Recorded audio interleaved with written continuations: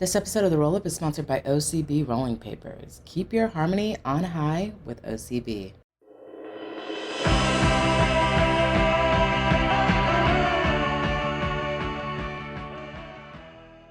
Welcome to The Roll Up, Leafly's weekly news podcast. I'm Bruce Barcott, here with Alyssa Yeoman. Hello. And Hannah Staten. Hello. And welcome to our... 200th episode of The Roll Up, everybody. Number 200, the bicentennial of Roll Up episodes. That's such a cliche celebration, but I had to find something. How y'all doing? It has been a while since the three of us have been together on this show. It's like summer and everybody's taken off for parts unknown, but it's so great to see you guys. And all right, it feels like it's been weeks since we have all spoken together. Alyssa, what have you been up to?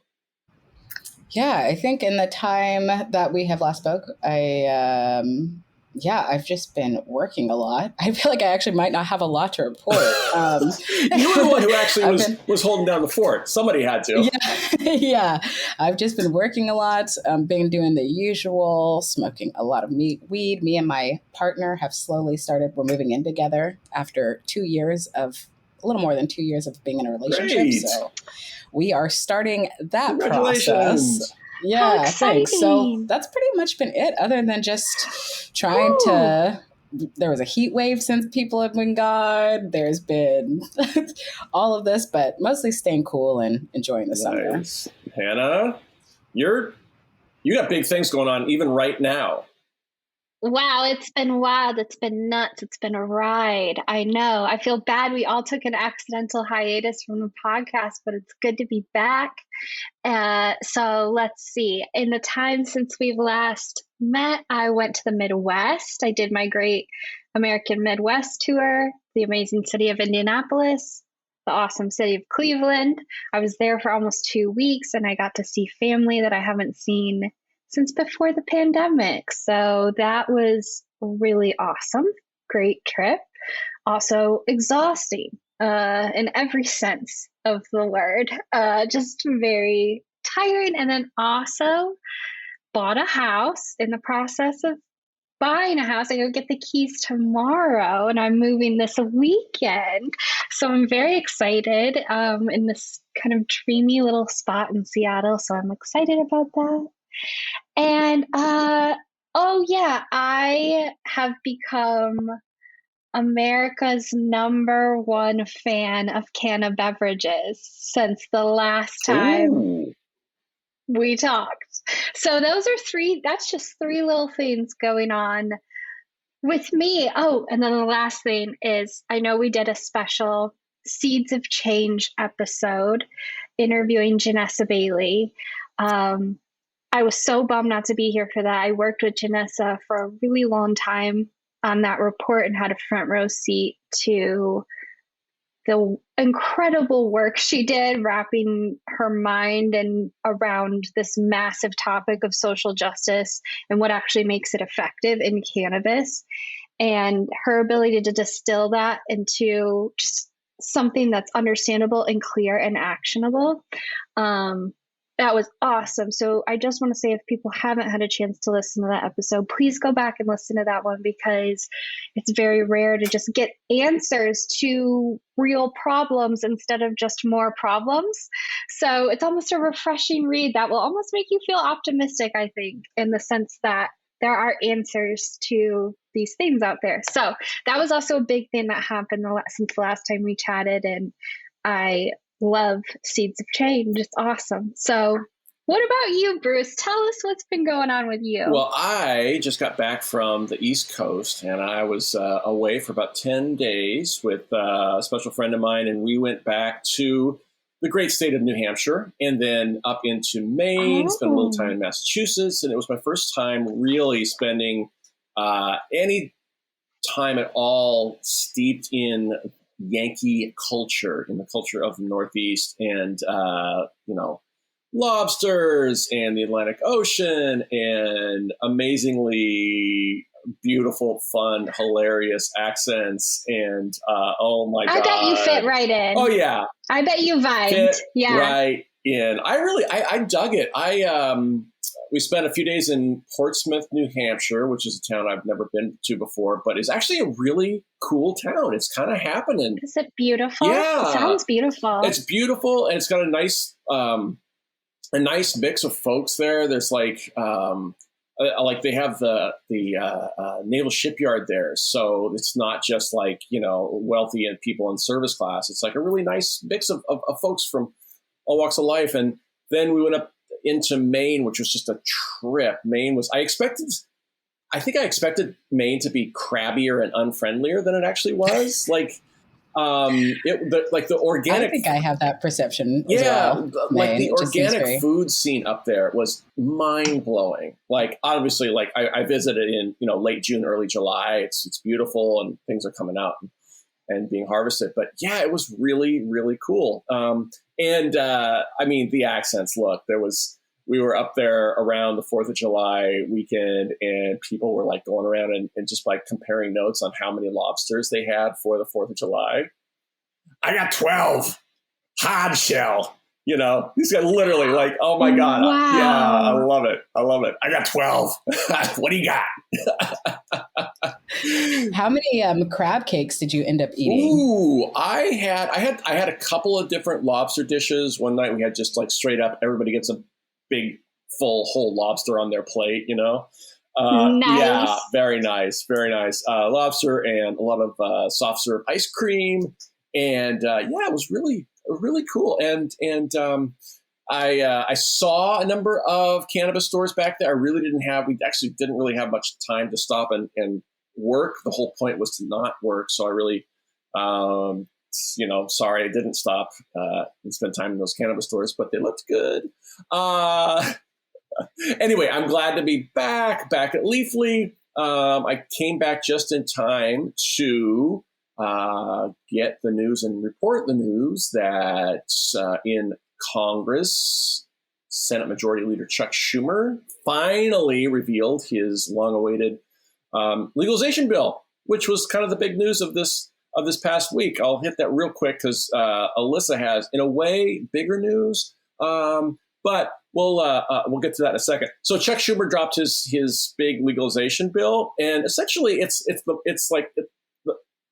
the MORE Act, right? Which is essentially it deschedules or removes cannabis from the Controlled Substances Act, and has a lot of really great forward-thinking equity clauses and measures and programs involved in the bill, which is really cool. It's really great to see. In fact, it wasn't just Chuck Schumer. It was Cory Booker really as one of the primary authors. And Booker's a person who's been involved in this issue for years and is fully in the lead on equity measures and all of that. So it was a really cool thing to see when they brought that out yesterday. Yeah. Okay. I'm curious what are the next steps, and when will we find out if this bill is going to pass? Yeah. I think next steps are Schumer I think Schumer and Booker and Ron Wyden, who is the third sponsor, start rounding up votes. They start talking to their colleagues in the Senate, and they start trying one by one to get people on board with this measure. And I think one of the advantages of it being so similar to the MORE Act is that the MORE Act passed in the House last year. So you can just go back to the House and say, look, this is essentially, the same thing. Let's just pass it again. The Senate, though, is full of a lot of really, really old people. And those tend to be the most difficult to convince regarding legalization. And so it's not going to be an easy pass. It's not going to be a quick pass. We will see. And of course, Schumer has this little infrastructure bill that he's trying to get through Congress right now. It's like, $3 billion or $3 trillion. Little infrastructure. Yeah, little infrastructure bill. It's there. It's significant that the Senate Majority Leader is out in the lead on this and is the person who says, yes, we really should do this, and something that 70% of the American public now also believes. But senators tend to be very cloistered, blindered, living in a bubble, so you just kind of have to keep working on them. If you have a senator, and if you are living in the U.S., you do have a senator, it might give a thought to dropping a line or an email, or really calling is best. Calling and say, hey, I'm a constituent, and it'd be great if you could sign on as a co-sponsor of this bill. I mean, we live in Washington State. Our two senators are nowhere to be found on the issue of legalization. Like, why is that? We have 20,000 jobs here in this state. Yeah, that's weird to be avoiding it, especially if your state is already legal. That doesn't really make sense to me. But yeah, Hannah, what are your thoughts? Anything? Excited? I'm excited. I mean, it's the most meaningful milestone yet.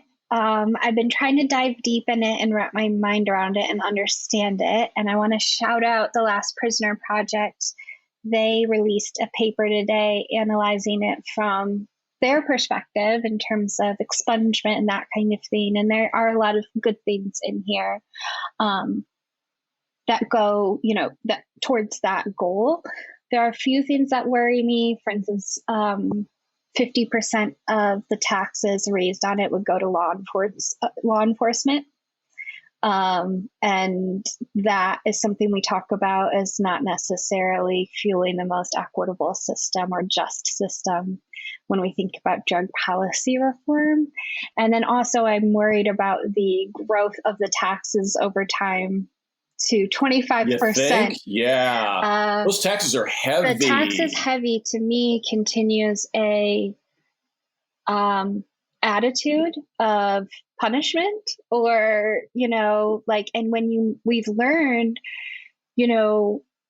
when you set the taxes to be that high, you make weed cost $60 an eighth or $50 an eighth, and you keep your illicit or your original market alive and running, because people don't want to, nor should they have to pay that much for, reasonable amounts of cannabis, small reasonable amounts of cannabis. And you see that in why California struggled, and they have this kind of filtrated marketplace of the original market as well, and then you also price out medical, which we talk about in Seeds of Change. You don't want to do that type of thing. So those things, there are things about the bill that I struggle with, but you're always kind of asking yourself, like, when it comes to public policy, it's always going to be a matter of compromise, always. So is it going far enough? And I'm at least happy that we're reaching that milestone, So I don't know exactly how I feel just yet, but it is good to see overall action being taken. Yeah, that's a really good point, Hannah. I think that, as you're talking here, I'm actually taking notes for gathering ideas for a future story on that exact subject and idea. The idea that, there's this federal tax would start out at 10% over the first couple of years and then rise to 25%, which is a wallop. And it's exactly that. It is a punishment tax. I mean, it's sort of jokingly called a sin tax, taxes we pay on alcohol, on cigarettes, and now on cannabis. But like, sin taxes are stigma. It's a moral judgment. The government officials are saying, you're doing wrong by buying this product, so we're going to just tax the heck out of it, because nobody cares. We think we can get a lot of money out of it, but really we're kind of punishing you for doing this. We want to make it cost prohibitive for you to do this a lot, and so we're going to raise the taxes, and we don't really care that much about your experience. It's a moral judgment, and I think that's something that's worth bringing out. And like you say, the illicit market aspect of it is a sort of pragmatic, unintended consequence, I think, that politicians don't think about, and they just, years later wonder why this illicit market is thriving in a state where the taxes are, prohibitive. But that syntax idea, that idea of tax as stigma or as a result of stigma is a deep, deep driver of those tax rates. And I think we should bring that out and make more people aware of it and say that, that's not right. Come on now.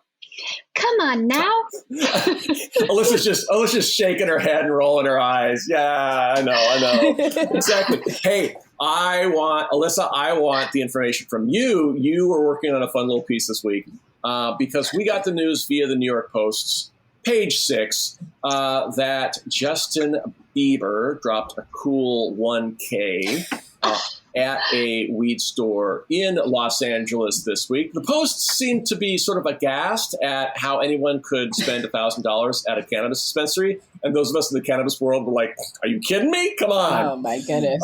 So, Alyssa, you are both a cannabis consumer and a Bieber fan, so bring it to us. It's called a believer, what's up Bruce. with Justin? Yes, Bruce. I am a That's believer. what the kids say. Yeah, I love this story. If you're a stoner like me, I saw $1,000 on weed in less than 20 minutes. That's what I will also add, because I think maybe $1,000 on weed, you're in there, you're deciding for a while. That's maybe you have a special occasion coming up, but to go in and drop that, I was so jealous. I also immediately told my bank account that it should not be mad at me for my weed budget because I'm not spending that Justin Bieber level of money. So yeah, the celebrity who has a lot of money was able to spend a lot of money on weed. He went in, and the only purchases we were confirmed about is he bought just a shit ton of gummies. So no surprise there that Bieber is gummy gang. So yeah, everybody I couldn't get enough of this because I'm like, has nobody told him that he could sign up for deals? Has nobody asked him for his phone number? It's like, I know he has the money to spend on it, but it's like, that's like the ultimate like first time shopper dream for a bud tender of someone waltzing into the weed store and leaving with half the shelf. I was like, did he buy the staff lunch? How much? And also, the question that I'm really curious is, when is he going back to the weed store? Because how much does $1,000 worth of weed last you? Well, and how long does it last Justin Bieber, who has an entourage, has plenty of friends? Right. He could easily have blown through all of that weed in a party that evening. Right. And also the so let's say $1,000. Now, Justin Bieber makes scads more than 10 times my salary. Okay. But dividing his spend by 10 brings me down to $100 at my level, and $100, that's a pretty normal stop by the store. So my move at the store is basically to pick out 3 or 4 items, tote up the total, look at my cash in hand, and have to put 1 or 2 back, right? Yes. And that's $100 spend. Yeah, right. I was just thinking about, too, just Bieber standing there and counting his cash or having to put something back. It's like, I would love to be rich enough to not have to put something back, because I'm like you, Bruce. I go in, I'm like, let's pick out everything that I might want. And then I ask for my phone number, get my new total. And then it's either, depending on if I'm feeling spendy that week, it's another trip to the ATM, or I'm definitely putting something back. It's the weed put back. We got to do an article on that, because everybody who's ever shopped at a dispensary knows that moment. Right? It's like, okay, I'll put this back and then add $2 for some papers, Exactly. Yeah. Maybe throw in a lighter. If I guess I had the money, I could easily see walking out of a weed store with $1,000 worth of weed. If you're buying all top shelf, enough to last you. I want to know. I don't know.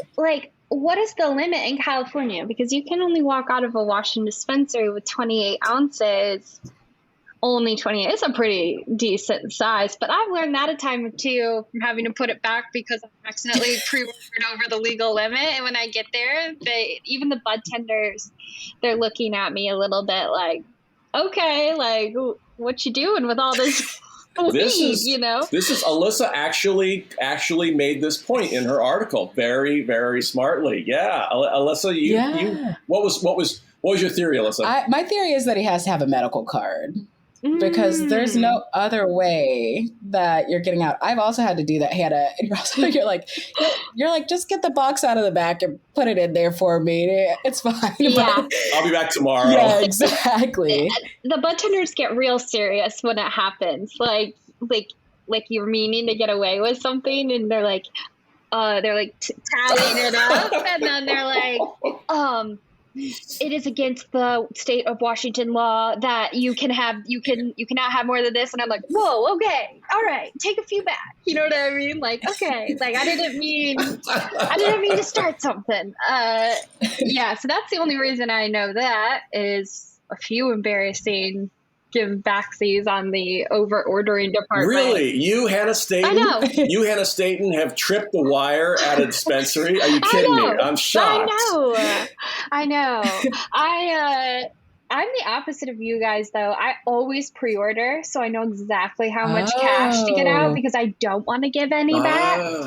I don't want to give any back. Yeah. And I'm the queen of having them show me everything I pre-ordered, and if it doesn't look up to snuff, I'm like, time to trade this one in. Like, I'm discerning. I will not leave without looking at the nugs, and I will not buy it if I cannot see the nugs.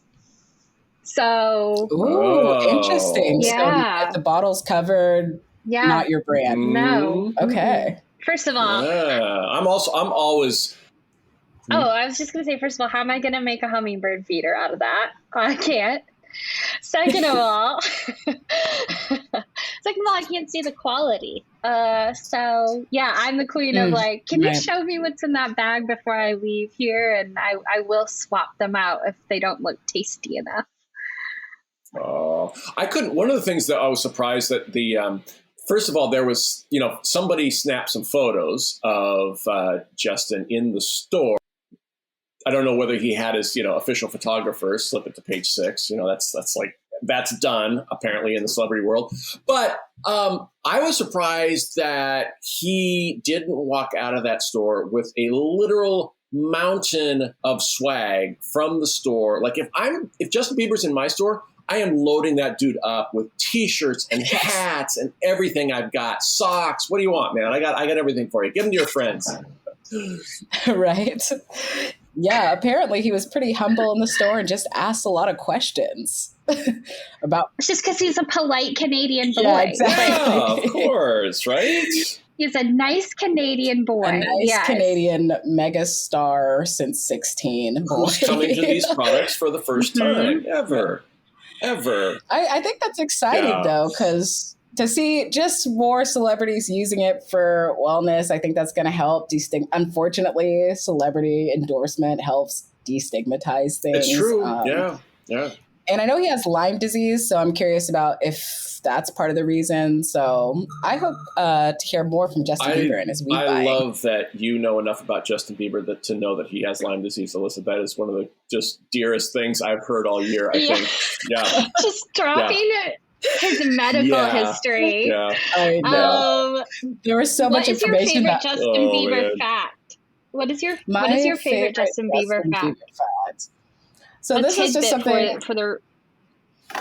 Okay, this is a tidbit. I think, I obviously am a fan, but there is this video of how Justin got discovered, and it's him playing drums out of kitchen chairs in his diaper. Oh my God. I think my favorite Justin Bieber fact is the fact that he is a really incredible musician and has such talent for music. I think with him being so pop and he's had his ups and downs, and everybody who lives in Washington will never forgive him for walking out on his pizza on Capitol Hill. Or the incident at the Diller Room. Right. But go ahead.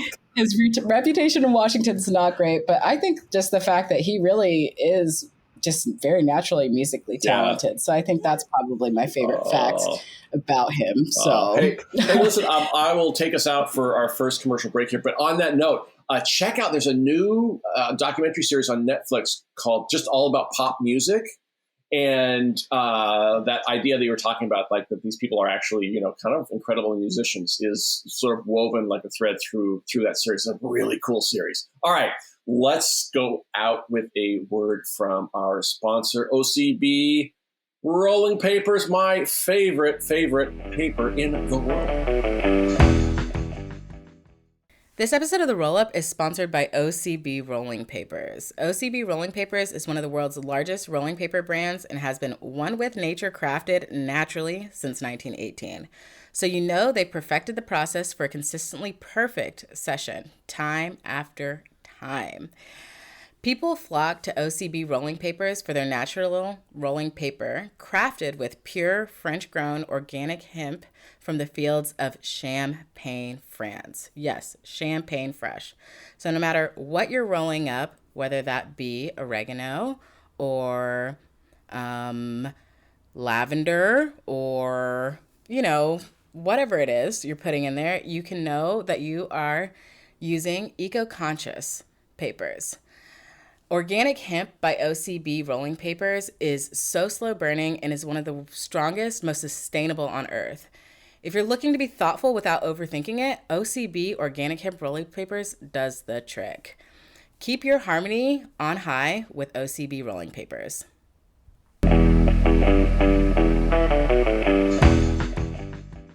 All right, we're back, and Alyssa and I are both agreed that we really need to know more about Hannah's new cannabis beverage thing. So Hannah, what's up? You're a dyed-in-the-wool smoker, but now it's all about the beverages. What's up? Okay, you have heard me say for a long time that edibles, I can't get into them. They're not hitting right for me. And so then, if you recall, I was like, well, I'll try tinctures then.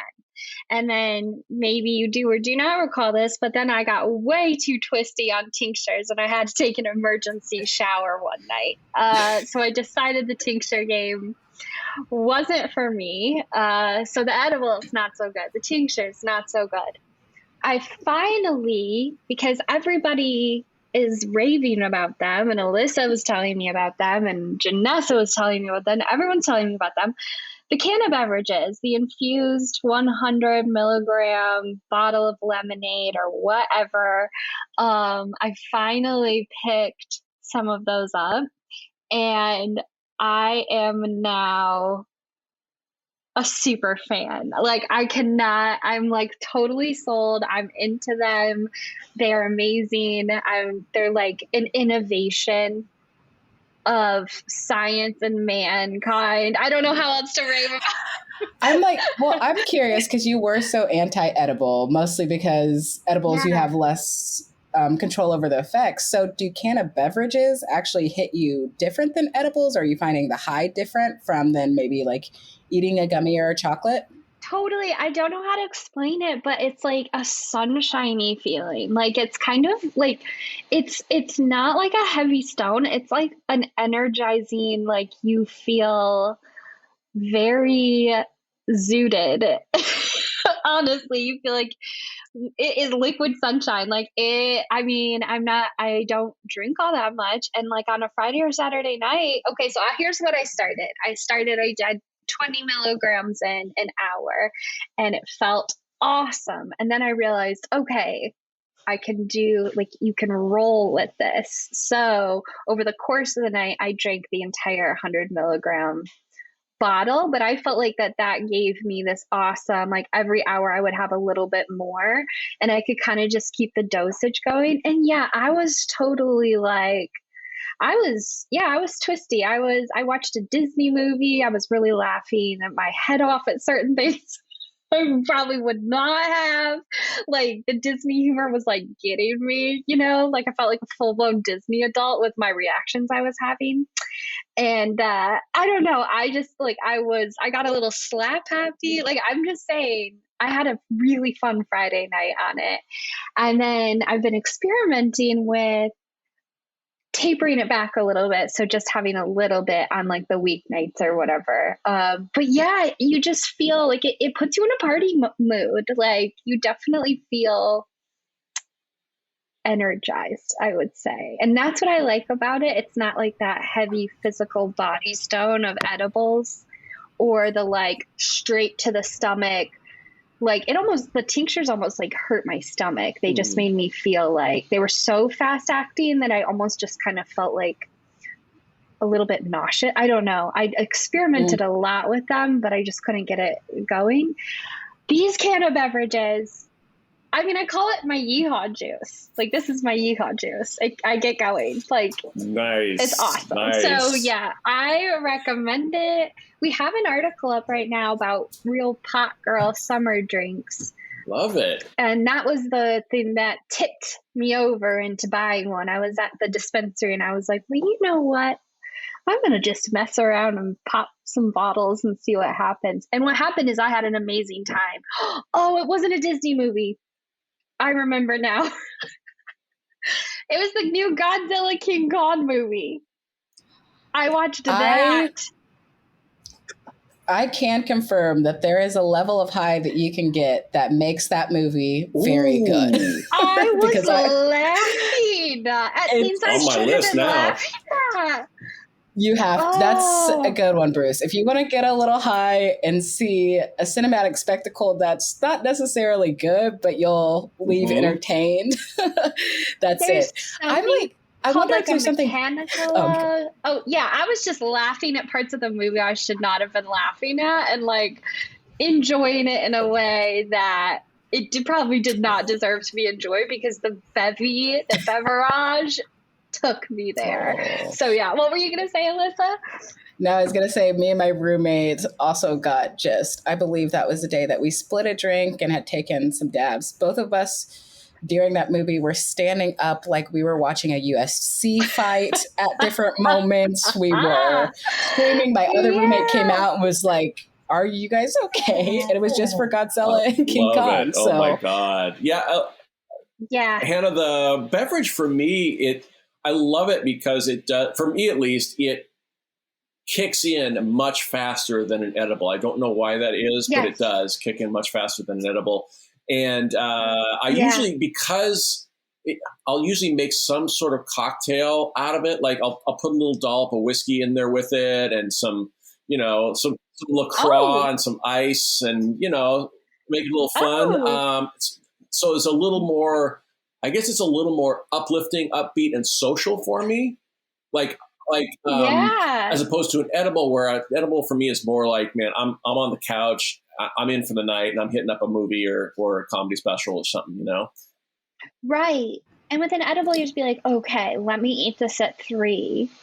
And so that I'll feel it around 6, unless I haven't eaten enough today. And then it's going to hit me really fast. Or if I had a coffee, like, you can't control, like, you never know exactly how your body is going to, like, take an edible. You know what I mean? Like, there's a famous story in my friend group about my friend who ate one very late at night at a concert, and it didn't hit him until he was at work at like 11 a.m. the next day. He got way too high in the middle of his work day because it just hit him so late. Like, they're just really kind of hard to pinpoint. The beverage was like, I feel like there's a great TV show episode or even a movie in the idea of somebody taking an edible, realizing they just took way too much, and they're like away from their home or something, and they have to get back home before that shit really kicks in, right? It's like Steve Carell or something is in this movie. Broad City. Yeah. Is that? Yeah, Broad City. Yeah, exactly. Maybe that episode of Broad City. I've got 22 minutes before this thing really starts to floor me. I gotta get myself home. Yeah. Yeah. I wonder if there's just something different about the way you absorb a beverage. Probably combined too with the sugar that's usually in can of beverages. Because I had the same experience too, where can of beverages are so much more uplifting. I do I call it a cocktail because it still has THC in it, but I'll do a little kombucha, a little bit of a can of beverage, some LaCroix. Yeah. Right. Health and wellness. But I got this great can of beverage that came in a champagne bottle. It looked like it came in a champagne bottle to take to Chelan. And all my friends were drinking. I was just drinking that. And I was on the same level of just laughing and just, yeah. And there was no point where I was like, oh, I'm so high, I have to sleep. I'm so high, I have to like lay down. So, right. Yeah. It's canned beverages. The party pothead, like that's how to do it. And if you don't drink, it can be a bummer to be around people when they're feeling like this is like a way you can be lit and like social at the same time without, I'm for it. And I'm excited because now I like something that I don't have to combust, because I don't like smoking from a health and safety perspective. I don't like the combustion. I would, someday I'm going to cut down on that, and maybe this will help me. So I'm excited about that. Yeah. Gotta stay high all the time. Let's take a quick break, and we will come back and discuss a little bit of our favorite all-time roll-up episodes here on our 200th version of the roll-up.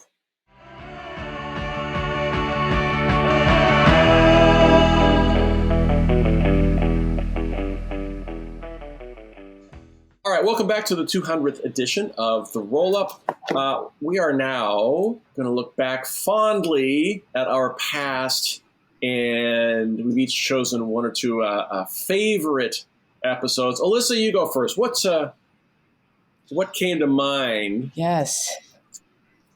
So my favorite episode has got to be when we talked about yoga and the Wim Hof method. I don't know why, but when I think of this roll-up cruise specifically, I felt like that was just, we were vibing that day. We're talking about health. And I thought the subject matter was just really fun because it was a little bit different outside of our normal politics up top. But yeah, I think, and sentimentally, I felt like that was the episode where we kind of like, oh, okay, this is the dynamic. And it just kind of flowed from there. I think that was like a month or two after Hannah joined the crew, and we became Roll Up 2.0. So I just, the subject matter of that episode is just one of my favorites. And I love when we kind of have those weird crossovers of what people are into right now and how cannabis can be infused in that. Nice.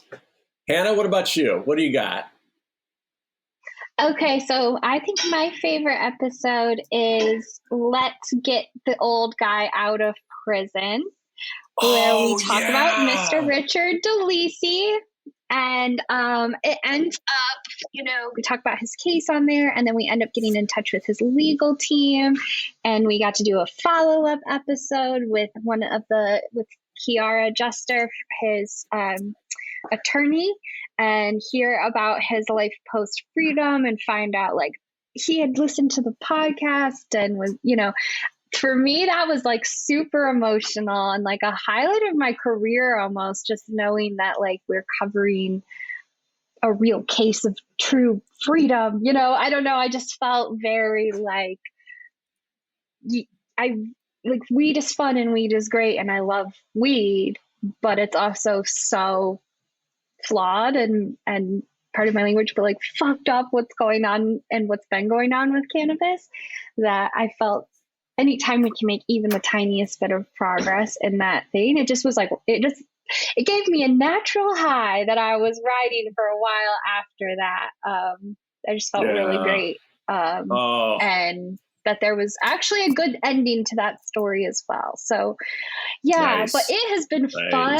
And I honestly never thought there would be a time when I would get to just talk about smoking weed with my coworkers as part of my job every week. Like, what an amazing thing we've got going. I just feel very grateful. So, okay, what about you, Bruce? What's your favorite? All right, I'm gonna hit some recent past and some way back here. So recent past, I think one of my favorite interviews in the past year was with Seun Adedeji, who is the cannabis entrepreneur who like got his start really young, scraped some money together, and was so engaging, and I got excited. Like I was like, I want to go into the cannabis business. Talking to him about his journey, what he learned, how he did it, and then he was so clear and helpful about what changes could be made to help more people of color break into the cannabis business. And one of the things he said was like, hey, look, you got to lower these application fees. Requiring people to come up with 10 grand just to apply for a license, that's absurd. And it's like an invisible barrier that nobody knows. And stuff like that. He was he returns in my head every now and then when I think about the cannabis business. Just such an amazing person. Another interview from way back was when this was before I think you guys joined. We were able to talk with Bernard Noble, who was the man down in Louisiana, had been sentenced to 13 years for basically a joint, and finally got sprung from prison. And we were able to get him on the phone and talk with him after he was released. And it was just an amazing kind of watershed moment, because I had talked to him on the phone years earlier and written about him in my book and everything. And to talk with him now as a free man was a really moving experience. Some of the nearer past, I really loved some of the episodes we did in the summer of 2020 during the rise of Black Lives Matter and in the aftermath of the murder of George Floyd. Like, we had some difficult episodes. Like, it was tough. It was tough to talk about. It was hard. I stumbled a number of times, and I was really, really glad that we did that. And I feel like, I learned a hell of a lot, and I hope that our listeners got a lot out of it too. And we still got personally and company-wide a long way to go, but I felt like that was a lot of just great work from everybody here on this show. And then finally, I have two favorites from way back. One is the episode we did around the full legalization in Canada in 2018. That was such an amazing moment in time. And finally, we did a Christmas music show back when it was me and Ben and Dave. And we talked about our favorite Christmas songs. And Dave's favorite Christmas song was Christmas Wrapping by the Waitresses. Very classic pop hit, a little alt, but just a beautiful song. And then Ben's favorite song was an LCD Sound System song called Christmas Will Break Your Heart. I had never heard it before. Yes. And it is just a stunner. I don't know if you guys have heard it or are familiar with it, but it's just like, oh, yeah. God, it just puts me on the floor. It's good.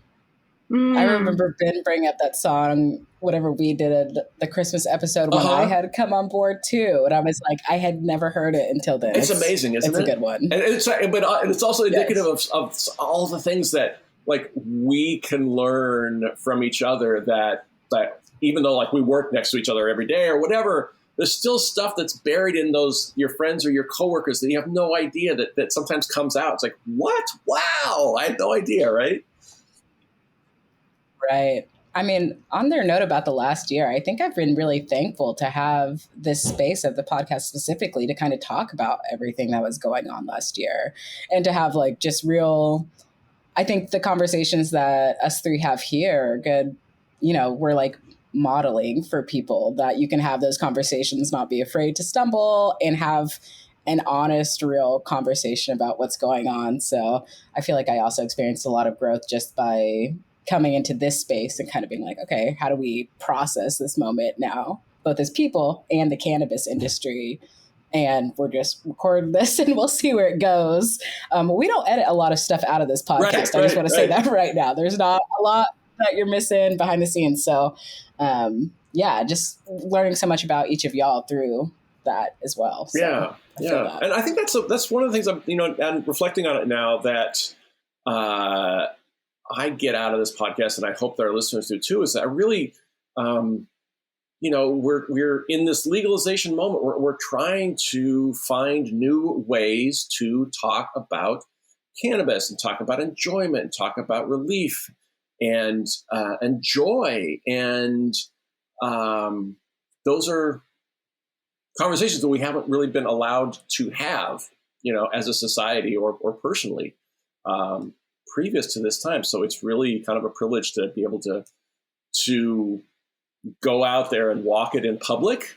And like you say, like we're not perfect, and we're trying to figure out how do we talk about these things. And if we can, move forward and throw these words out and try to communicate with each other, I think it does really help others take that step and talk about things, whether it's about cannabis within their own lives or in their family or whatever, or if it's about racism in America and these sorts of issues. So anyway, and it really has been a pleasure and a joy to do that with the two of you. I love coming on here every week. It's one of the highlights of my week, and really, I feel like I'm kind of sneaky getting away with something at work. Like, they're paying me for this. This is awesome.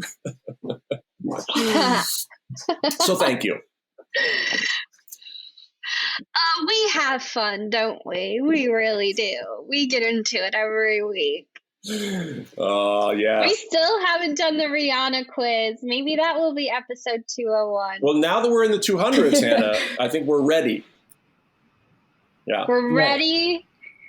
That is, just so you guys know, at one point, we are going to pop quiz Bruce with trivia about Rihanna, who we've all agreed is the perfect person and icon of stoner history, legend, and lore. So at some point, Bruce is going to get a pop quiz about our idol, Rihanna, Robin Fenty, and we're going to be excited to hear how he fares in that pop quiz. Ooh. If you come back someday with an amazing amount of Rihanna knowledge, that would truly be, I think, would become my favorite roll-up episode. I might blew our mind. If you come back with that knowledge, Bruce, me and Hannah will buy you a Puffco Peak that you will have to dab. If I come back with knowledge of Rihanna's history, any medical challenges she's facing, like you and Bieber know, that sort of thing. Yeah, I can work on that. All right. Yeah. All right. If you have an Alyssa level of knowledge, that would be... Yeah, I feel like I'm being set up for a Curb Your Enthusiasm episode here. It's like, oh, God. Absolutely. All right. Hey, thank you for rolling with us, everybody. It's been a real pleasure today and every week. And on to episode number 201. Like us, and what, Hannah? What do we want them to do? Subscribe, rate, review, only 5 stars. I always say that. Store your weed in dark colored jars. Keep the air on tight. What is some other? Make sure that your dab temperatures aren't too hot. Do we have any other partying advice this week? I think just stay high, Yeah, keep it elevated. Stay fortified. That's right. Enjoy the hot vac summer, everybody. Until next week, I'm Bruce. I'm Alyssa. I'm Hannah. Have a wonderful weekend, everybody.